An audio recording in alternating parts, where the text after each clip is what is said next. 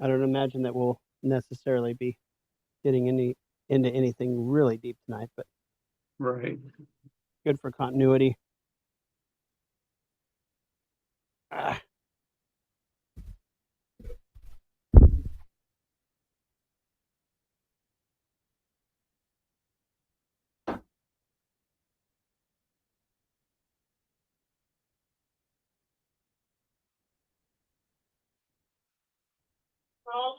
Hey, Baron, what's up? Okay.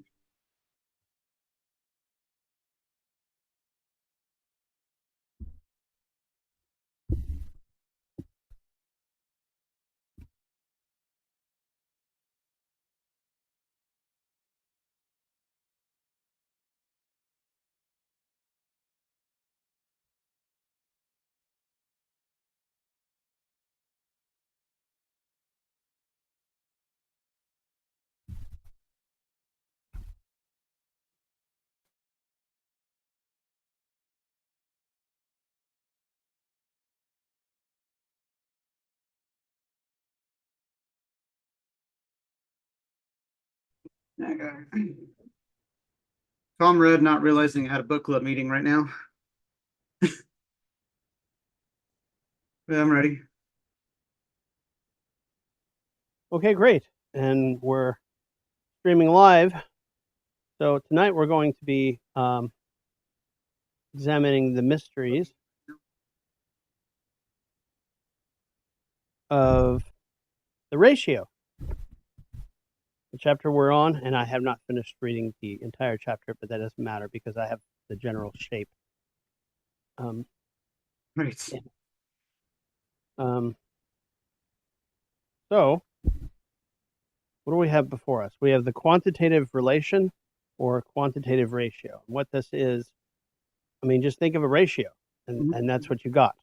The book, which we're on page 314, I believe, says that the chapter covers the quantitative ratios such that we look at what's implicit and bring out what's explicit about it.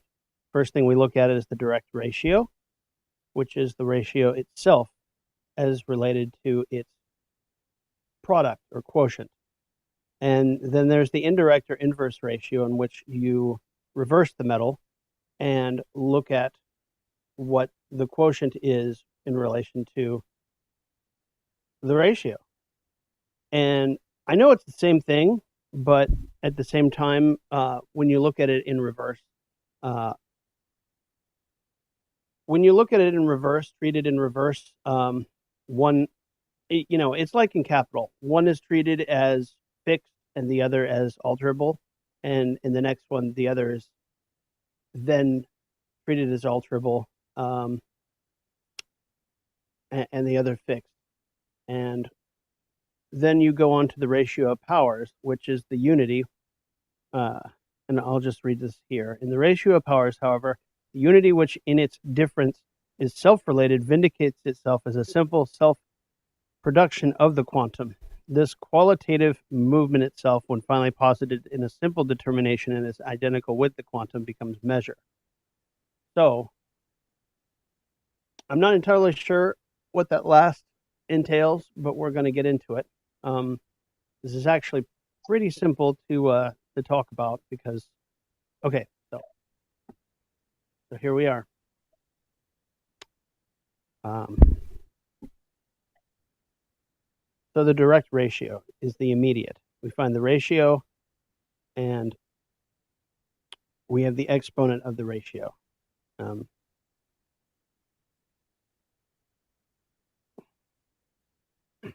So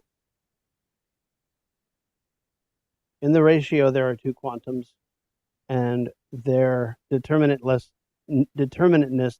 lies reciprocally in the determinateness of the other.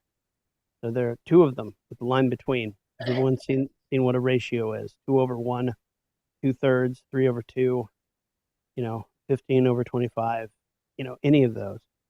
And so you have that, and you have the exponent, which itself is the product of that ratio. basically, you could do it by division, you know.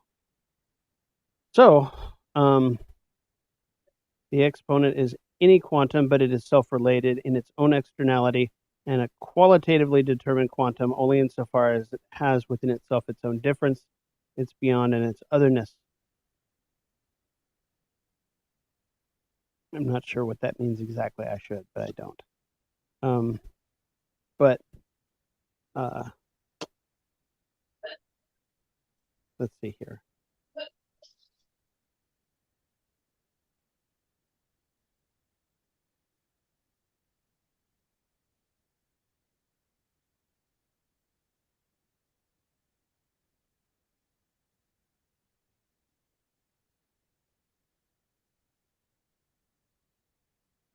So by the end of the direct ratio, when you examine the exponent, you find that the exponent itself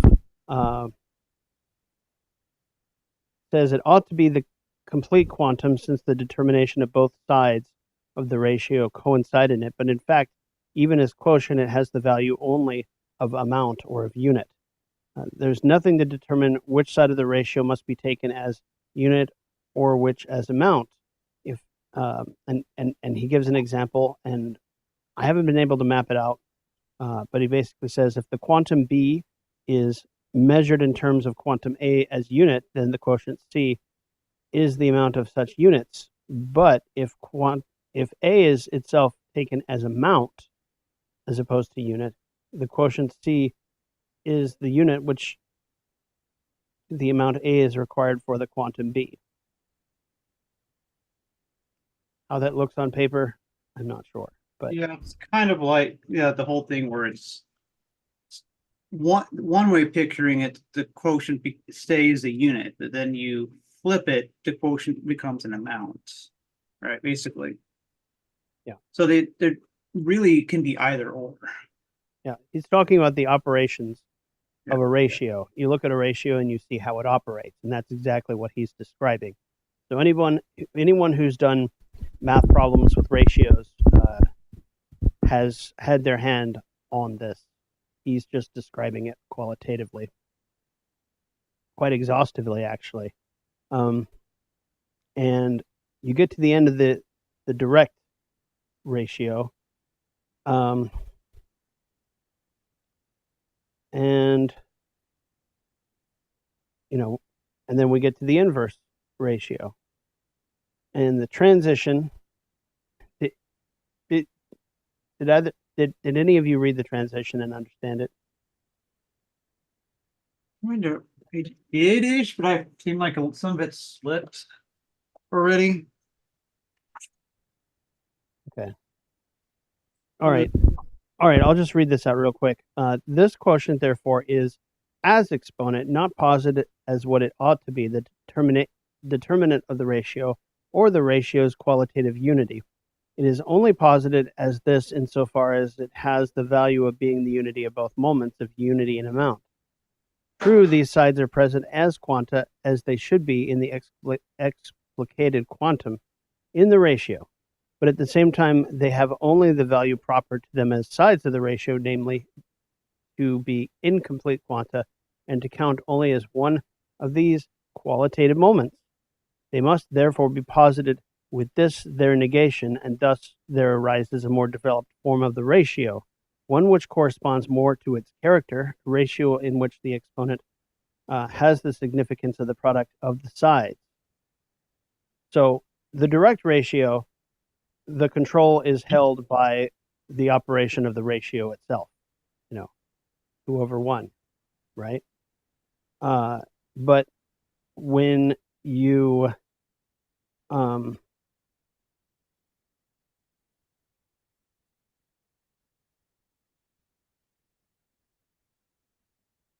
have a ratio in which the exponent has the significance of the product of the sides, why the direct isn't so clear to me. It's like almost feels like to me a difference between seeing 3 divided by 4 and recognizing it as 3 times 1/4. It's 3/4. Which So anyway, the 4 getting flipped into 1/4, which is the inverse ratio, then you do see that up and down. Okay. I think that's my kind of where that's getting at, but I'm not fully convinced yet that I got it. Yeah. Okay. So now we have the inverse ratio, and the ratio is now before us is the sublabed direct relation. At first, the ratio was immediate and therefore not yet truly determinate. The determinateness it now possesses is such that the exponent counts as a product, as a unity of unit and amount. Hang on just a second. Sorry. No worries.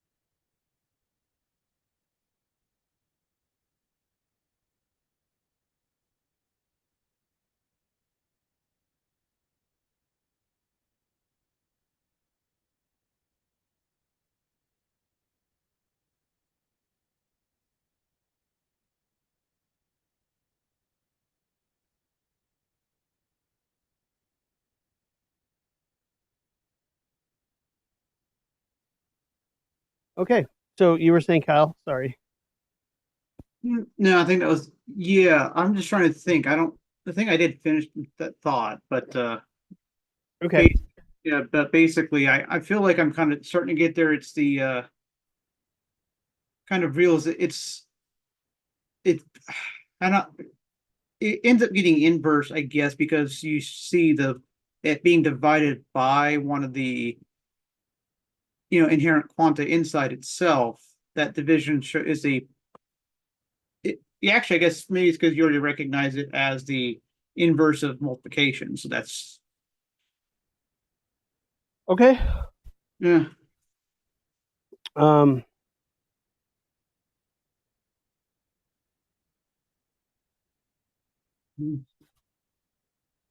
Now in the inverse ratio, the exponent as quantum is likewise immediate and is any quantum assumed as fixed. But this quantum is not a fixed amount to the one of the other quantum in the ratio. This ratio, which previously was fixed, is now on the contrary posited as alterable.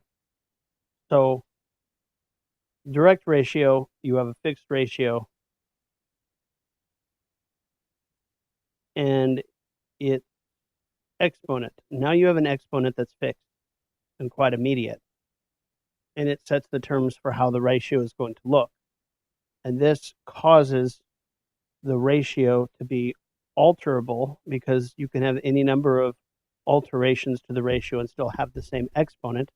And this leads in itself to an infinite, a um, a spurious infinite in which any number going off into infinity could equal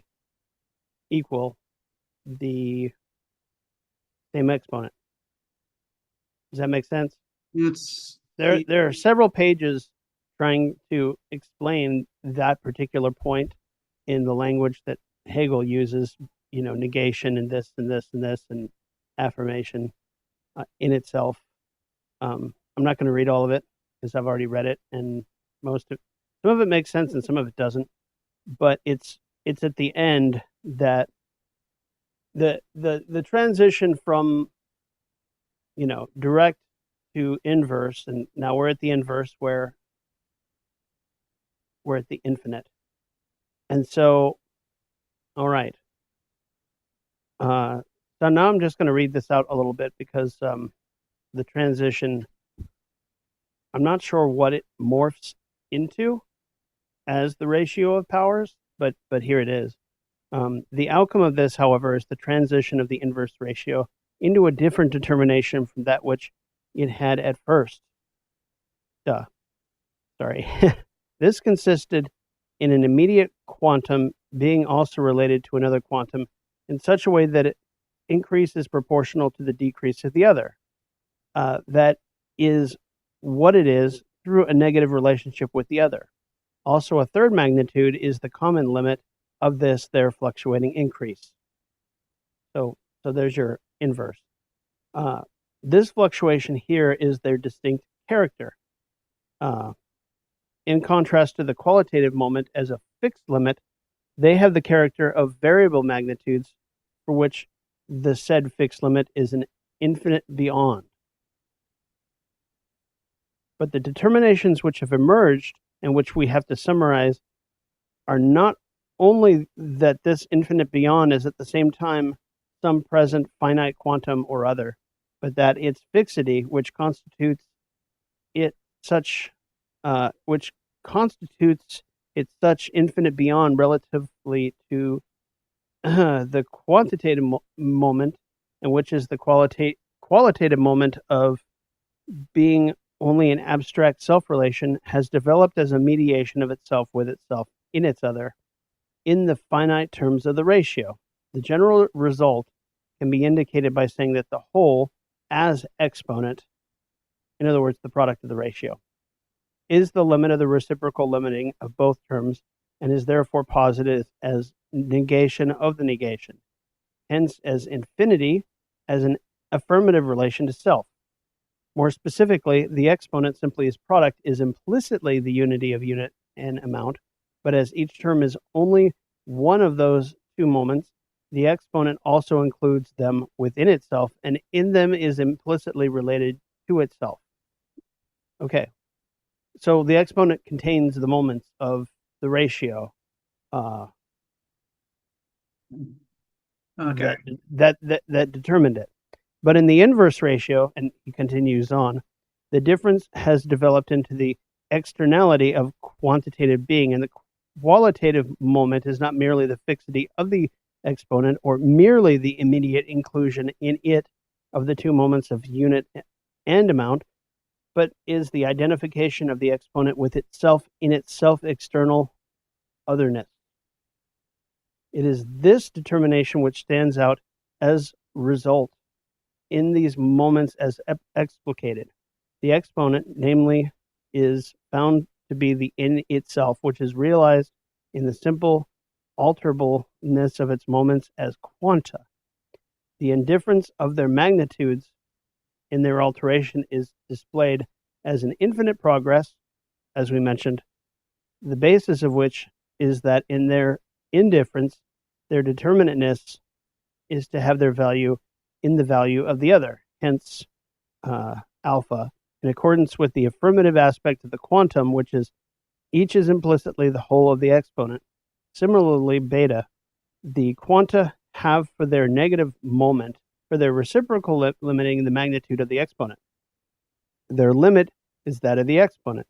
The fact that they no longer have any other immanent limit, a fixed immediacy, finds expression in the infinite progress of their determinate being and of their limitation in the negation of every particular value. This negation is accordingly the negation of the self-externality of the exponent, which is displayed in the moments of the ratio, and the exponent, which is itself a simple quantum and is also differentiated into quanta, is therefore posited as preserving itself and uniting with itself in the negation of the indifferent existence of the quanta, thus being the determinant of its self-external otherness. The ratio is now specified as the ratio of powers.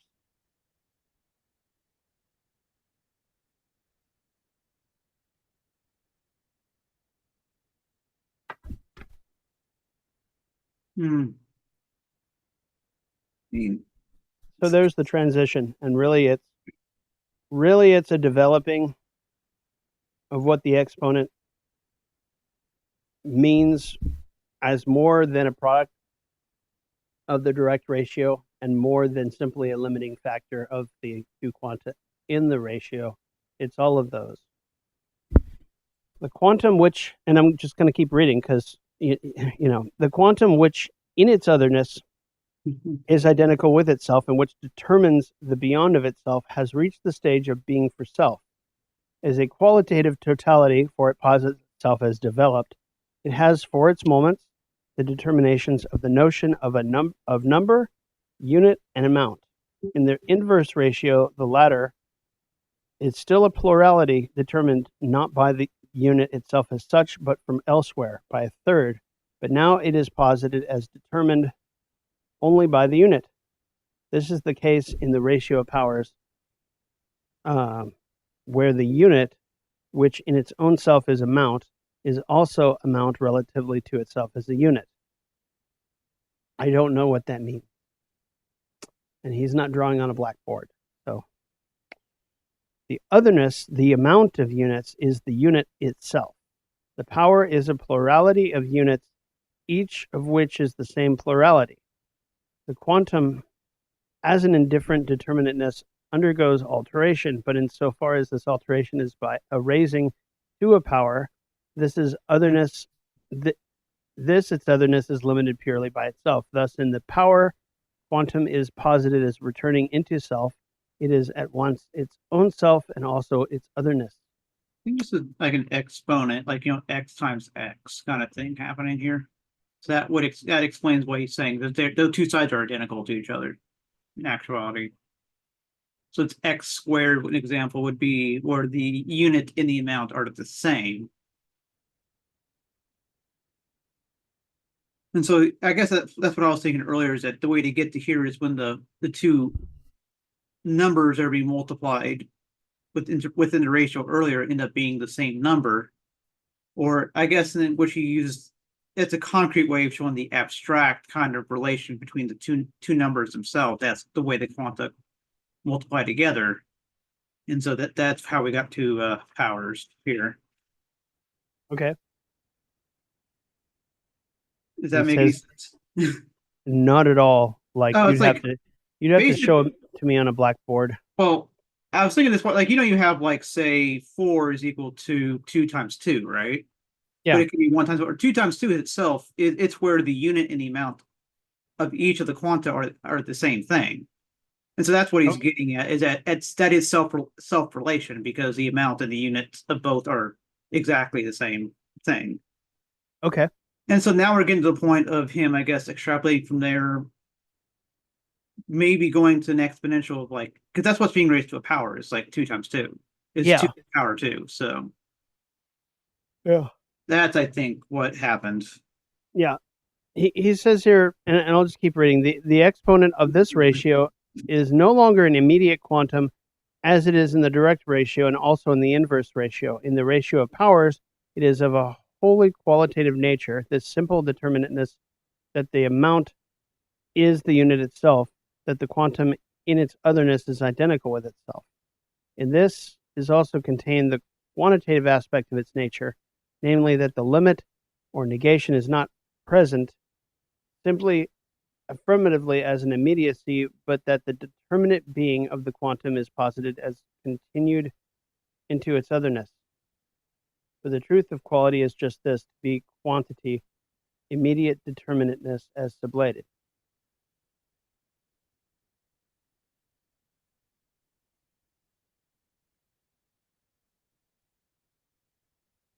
I'm all just remembering from that last Holgate interview where he talked about where Hegel really ends up, ending the number part of quantum with the square of itself, because it's self-relating. So, what if it's not the square of itself? What if it's? Well, I think that's why I think the number in of itself is able to rise above. I guess it's in being self-relating.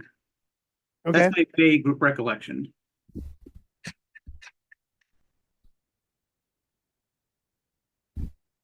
Numbers suck. Yeah. Sorry. I'm just going to keep reading, especially for the audience, just because we haven't gotten through this yet.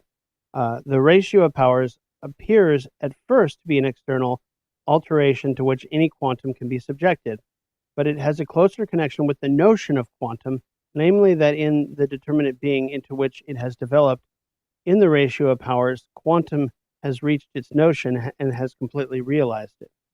This ratio is the display of what quantum is in itself, and it expresses that determinateness or quality of quantum which is its distinctive feature.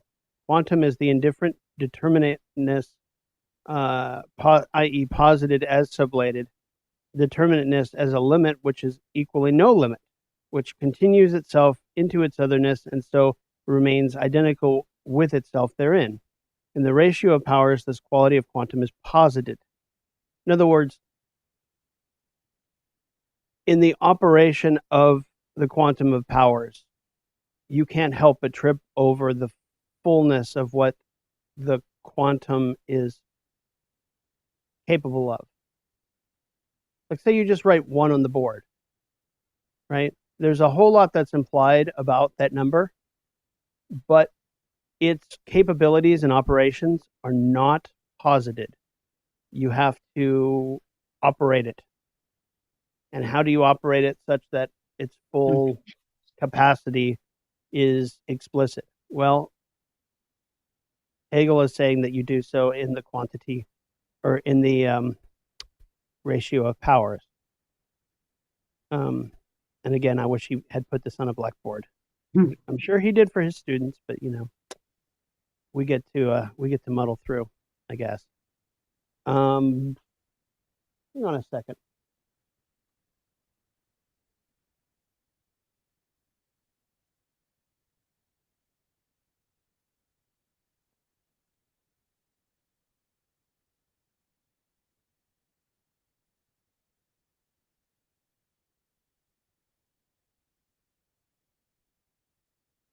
Oh, it doesn't have to be squared. It can be, okay.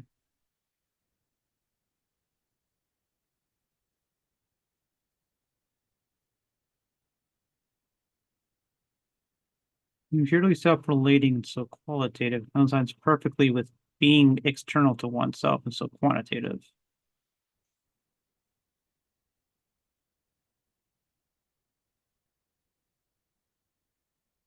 Huh.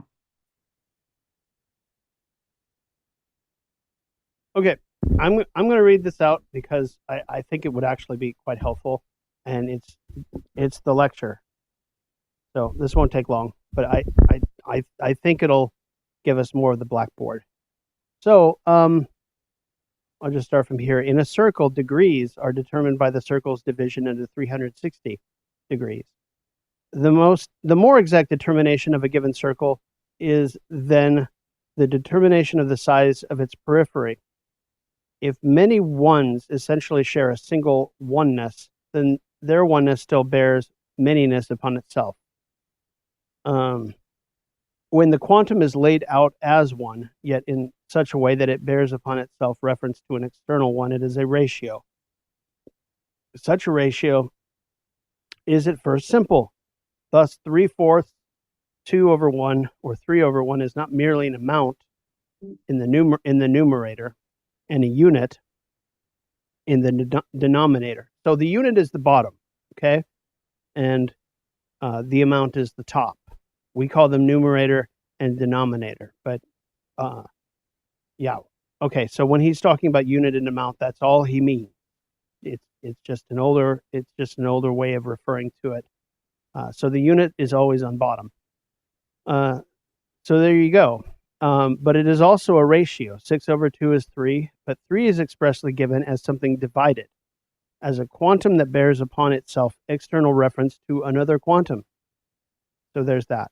Thus, 6 and 2 no longer pass within the ratio as immediate quanta, but rather 2 is taken as determined through 6, while 6 is similarly what is only in reference to 2. Hence, each is only a relative quantum. But what happens is then that in the place of these two numbers, all possible numbers can enter.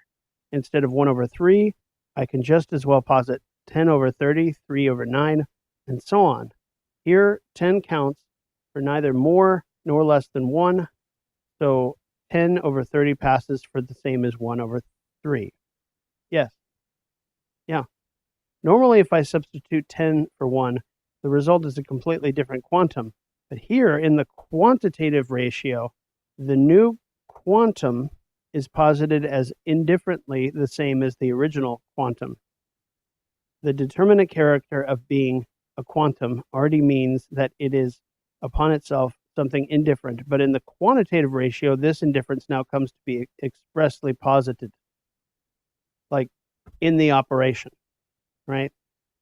It's not enough to say it, you can see it right on the blackboard. But we not only have ratios, we also have different ratios that bear reference to one another. A quantum in a ratio bears reference selectively to something else and only to it, and such reference is itself a qualitative determination. An infinite quantitative progression of ratios enters here. An exponent is a quantum. If I say 6 over 2, I have the exponent 3. There it is. Which is equally expressed as 90 over 30, and so on. I can posit ratios to infinity. But what I posit is always a distinction of equivalent ratios all contained within the exponent itself. Same exponent, exactly. The two infinite numbers 2 and 6, the two finite numbers 2 and 6 are each taken absolutely by itself, negated. In other words, they're, you do the operation, they disappear, and only the exponent remains. Math class, basically. Their value within the ratio lies solely in their reference to each other, and thus they are variable magnitudes that vary with each other, but only within the invariable ratio. In other words, their relation remains fixed. It has to, or you don't get the same exponent. Clear as mud? Okay. The determination contained in the exponent remains constant, like I said, while the expressions 2 and 6 no longer have any value as distinct determinate quanta. Yeah. The relation of the infinitely great to the infinitesimal is the same as the relation of other quanta in a ratio. To be infinitesimal is to be smaller than any given quantum, but all the implication is that the infinitesimal is no longer a quantum at all.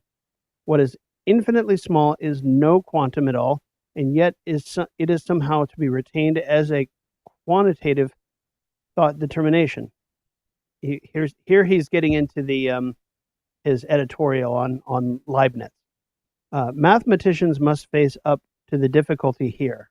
Following Leibniz, they speak of this quantum as the increase dx, where the difference d on which the value of the variable x depends is infinitesimal. The ratio of dx to dy is to be exhibited, and we talked about this earlier in the science of logic in the previous chapter when he went into the calculus. It comes to be said that every resulting increase in x and y is as infinitesimal quanta simply zero, i.e. no quanta at all, and yet the ratio between these infinitesimal values is still to be given. What matters come down to,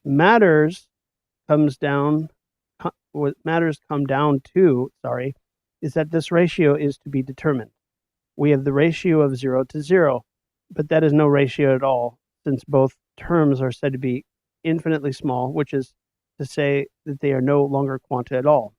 The solution to the difficulty invokes the concept of determinations of quantity which are infinitely small and which therefore are no longer quanta at all. Such determinations of quantity lack all sense outside their relation to each other. The terms have meaning only for one another, as posited terms having no existence in themselves, independent of the ratio. Okay.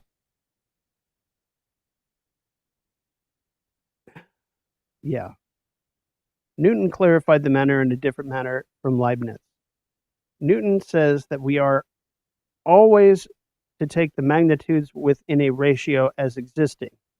He held that vanishingly small magnitudes, before they actually vanish, remain finite and have coefficients, while after they vanish, their coefficients become zero. He wants to say that even when finite magnitudes vanish, the ratio still exists. He means, contrary to Leibniz, that the different terms within the ratio exist, but are no longer quanta or finite magnitudes. The infinity at which we have now arrived through our consideration of quantitative ratios is the true quantitative infinity. In mathematics, we have a diversity of infinite series. We seek to capture each series in summary fashion to find a suitable finite expression for designating each series. Makes sense? Thus, 2 over 7 is the simple finite expression for a true infinite series. But the infinite series of complex expressions for 2 over 7 is itself an imperfect, finite, or false infinite, since in reaching no matter how great a finite number in the series, I never exhaust all complex expressions of the number 2 over 7 itself. So you're probably wondering, what does this mean? So if you type 2 divided by 7 into your calculators, good audience and distinguished members of the panel, you will find that it's, hang on, I'm not going to lie to you. I'm actually going to do it. So here we go. How many do my phone? Calculator. 2 divided by 7 equals 0.285714287, and that's where it stops. But the infinite number keeps going and going, just like pi. Okay, pi does not end; it keeps going and going. And for practical use, we use higher and higher ones for, or higher and higher place values for increasing accuracy for whatever you're doing in practical work. But 2 over 7, the other side of the equation before it is divided, is perfectly complete and corresponds to all that can be expected of it. So within a quantitative, and this bleeds into measure, within a quantitative ratio, every quantum becomes determinate only through the other quantum within the same ratio, like we said. The self-reference of each quantum to itself through its reference to the other is thus posited, a determinate oneness of different quanta with each other, in which every quanta has its sense only insofar as it is inseparable from the other term in the ratio. This absence of separation between quanta, their determinate oneness, their self-reference through reference to each other, is precisely what is qualitative within the quantitative ratio itself. In this way, within measure, quantity and quality are already united. And so this takes us to measure in its immediacy. The immediacy of measure is the sublation of quantity and quality as moments in the unity that is measure. And that's it. As far as what he was talking about with the powers, it wasn't exactly in here. He went into Newton and Leibniz and talking about the what happens to the infinitely posed quanta in the ratio. So there you go. As far as the ratio of powers goes, I don't know. Yeah, it almost feels like he just re-derived exponential. The exponentials from here. Yeah. That's interesting. Okay. So we're at 8:42. I'm just going to read the remark because it's interesting as well. And why not? In the remarks above on the quantitative infinite, it was shown that this infinite and also the difficulties associated with it, have their origin in the qualitative moment, which makes its appearance in the sphere of quantity, and also how the qualitative moments of the ratio of powers, in particular, is the source of various developments and complexities. It was shown that the chief obstacle to grasp the notion of this infinite is the stopping short at its merely negative determination as the negation of quantum, instead of advancing to the simple affirmative determination, which is the qualitative moment. The only further remark to be made here concerns the intrusion of quantitative forms into the pure qualitative forms of thought and philosophy. It is the relationship of powers in particular which have been applied recently to the determinations of the notion. The notion in its immediacy was called the first power or potence, in its otherness or difference, in the determinate being of its moments, the second power, and in its return into itself or as totality, the third power. It is at once evident that power, as used thus, is a category which essentially belongs to quantum. These powers do not bear the meaning of the potentia, the dunamis of Aristotle. Thus, the relationship of powers expresses determinateness in the form or difference which has reached its truth, but difference as it is in the particular notion of quantum, not as it stands in the notion as such. In other words, he's saying quantitative issues or quantitative representations that pose as philosophy at the level of the notion itself are specious, quite specious. In quantum, the negativity which belongs to the nature of the notion is still far from being posited in the determination proper to the notion. Differences which are proper to quantum are superficial determinations for the notion itself and are still far from being determined as they are in the notion. It was in the infancy of philosophic thinking that numbers were used, as by Pythagoras, to designate universal, essential distinctions, and first and second power, and so on, are in this respect not a whit better than numbers. This was a preliminary stage to comprehension in the element of pure thought. It was not until Pythagoras that thought determinations themselves were discovered, i.e., became on their own account objects for consciousness.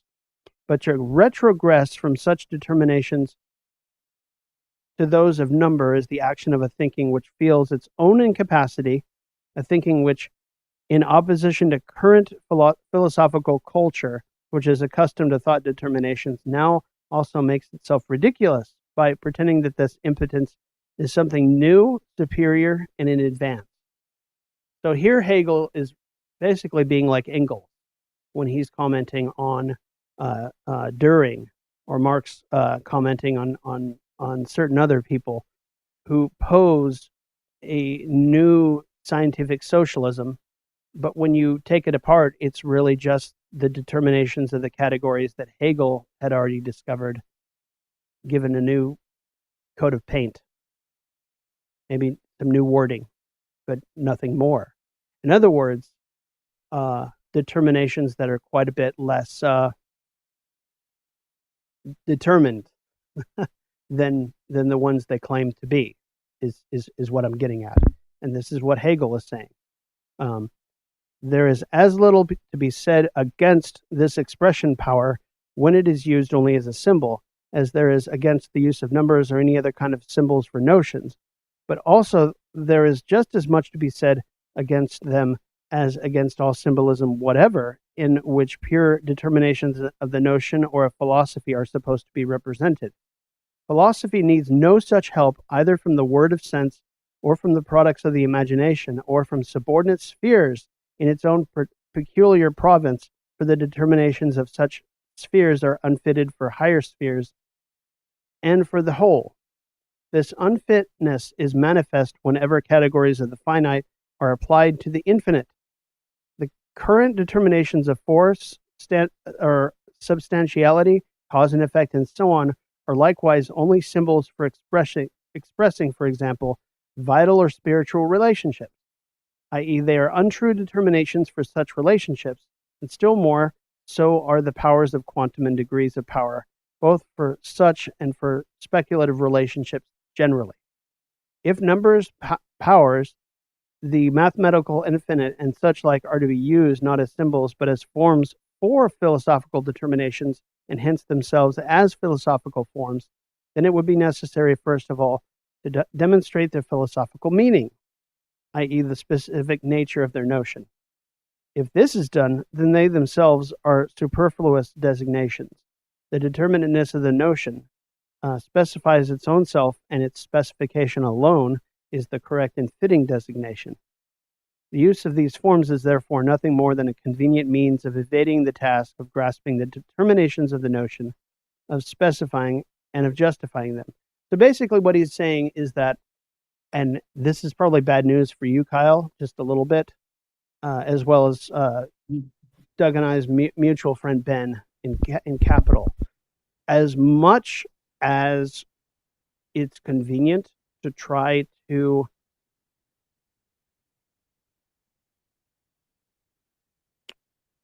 what do I want to say?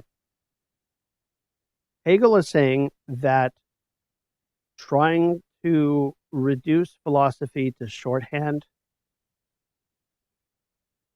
while it may be somewhat of an aid to get started, it won't do the job that speculative reason does for getting your point across. Because if you cannot show the proof in its fullness, then you don't have it. What this means to me is that even if you came up with a representational system where you showed the entire speculative proposition in its fullness through symbols, no one could read it. You might as well just stick with the description, because then you're doing double duty. Then you need the key codex as well as what it means.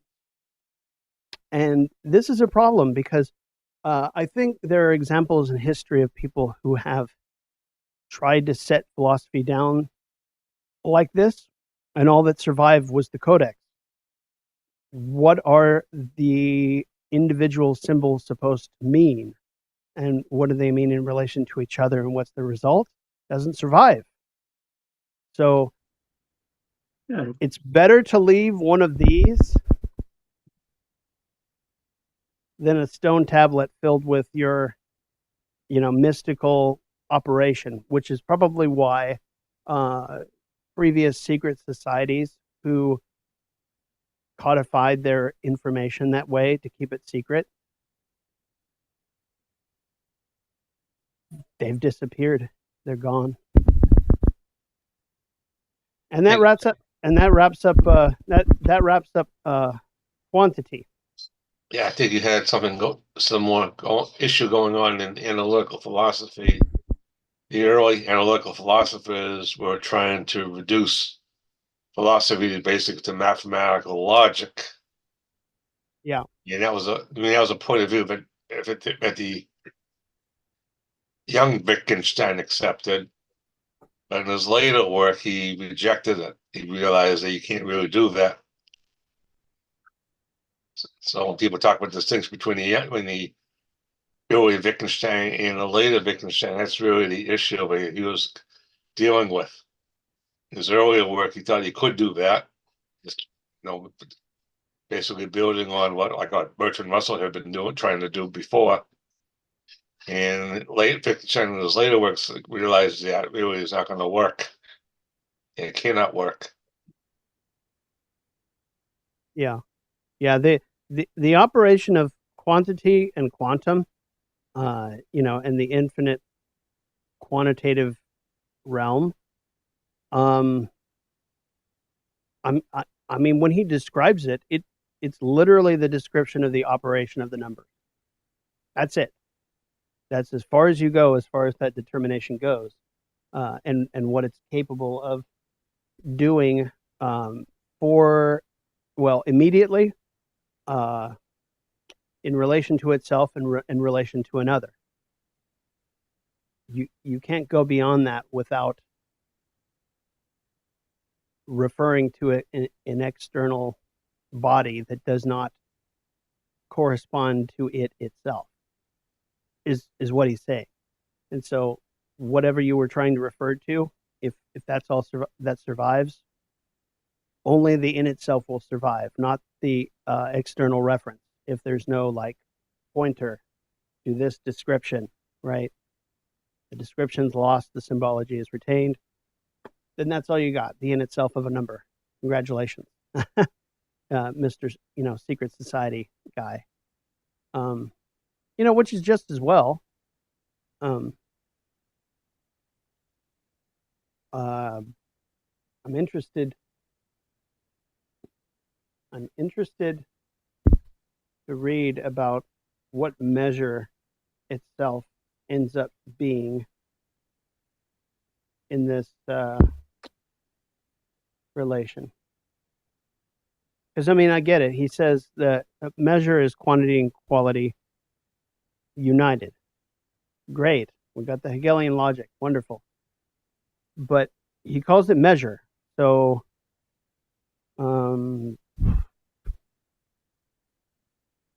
okay, I'll just read this and then maybe it'll make sense.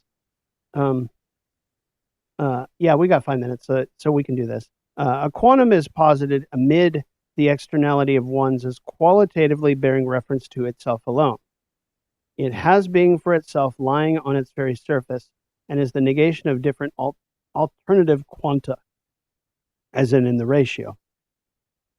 This unity of a sensory qualitative determination and a quantitative determination constitutes a measure. A quantum within a particular ratio can be altered, but such quantitative alteration within ratio is not by itself a qualitative alteration of the ratio. Yet when the measure changes, the quality of the ratio contained in that measure also changes. The externality of quantity attains to its truth only in the quantitative ratio in something qualitative. A measure is a quantum with quality already exhibited on the very face of it. The absolute is a measure. Everything is a measure.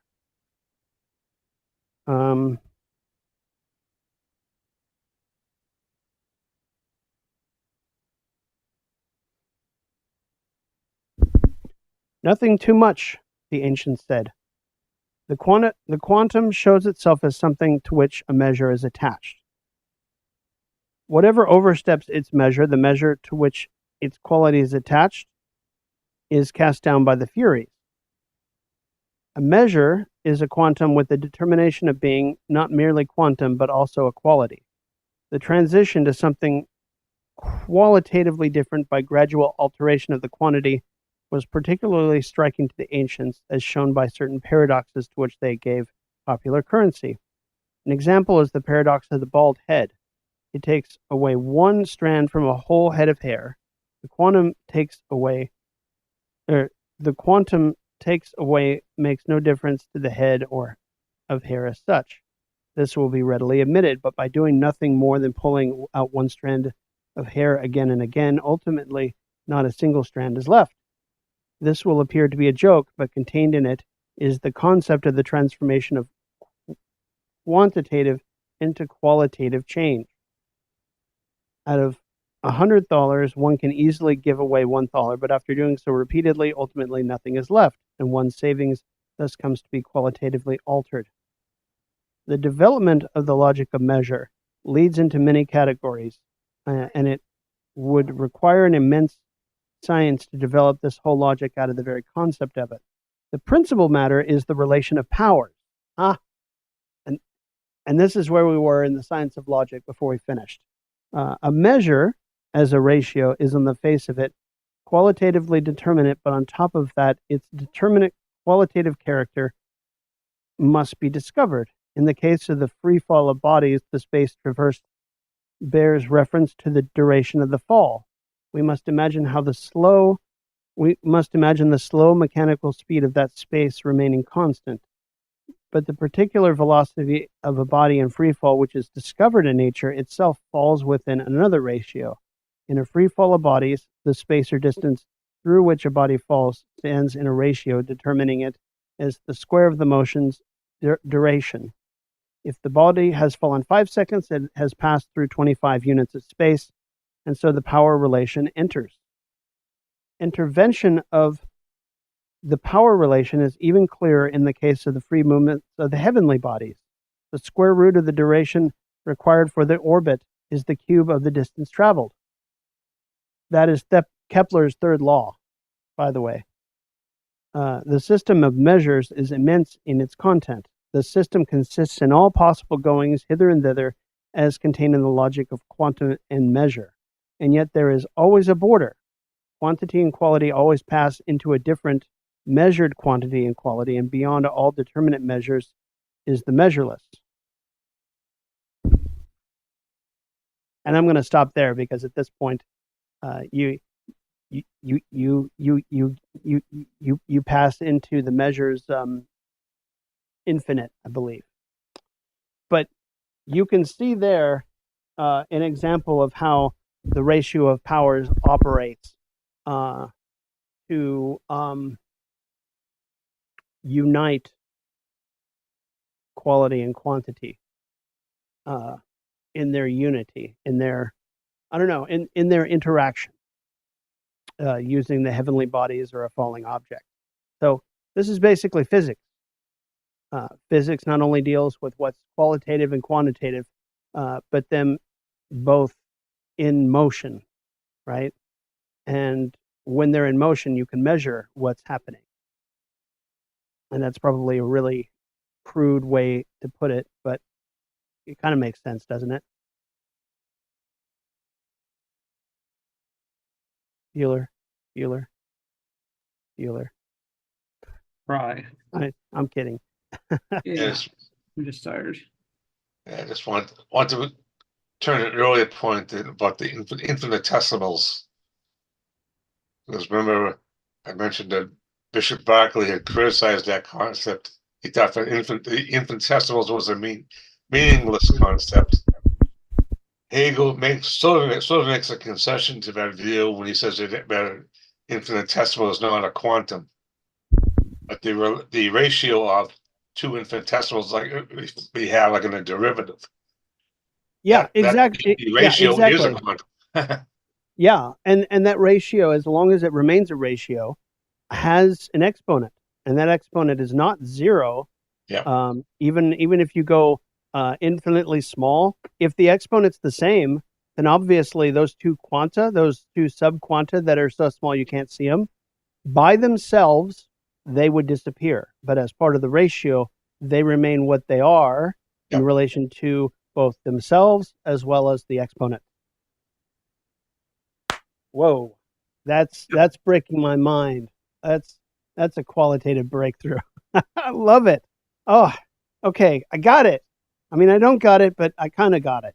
All right, I'm really hoping to get away from numbers soon because this, whoo, I need to do more work on that.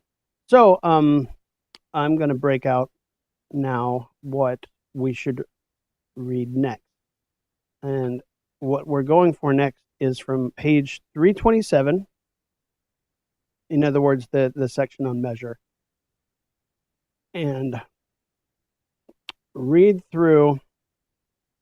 How much do we want to read? We could do 327 to 332 and just have it be a real short section. And I guess, yeah. Or we could break into chapter 1 and I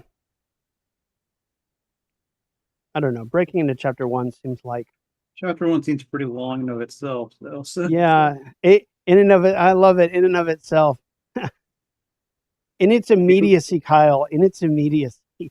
I'm kidding. No. Okay. Better not come down to Oklahoma. I'm going to get shot now. Okay. The specific quantum A. How about this? How about we read from section 3, measure 3, page 327, all the way up to 336, which will get us past A. Yeah. which is the specific quantum. And that way we actually have a few things to bite off of. And I'll read from the lecture again, because I mean, I'm halfway through the lecture on measure. It's like a page and a half, and I've already read like a whole page of it. So there's not actually a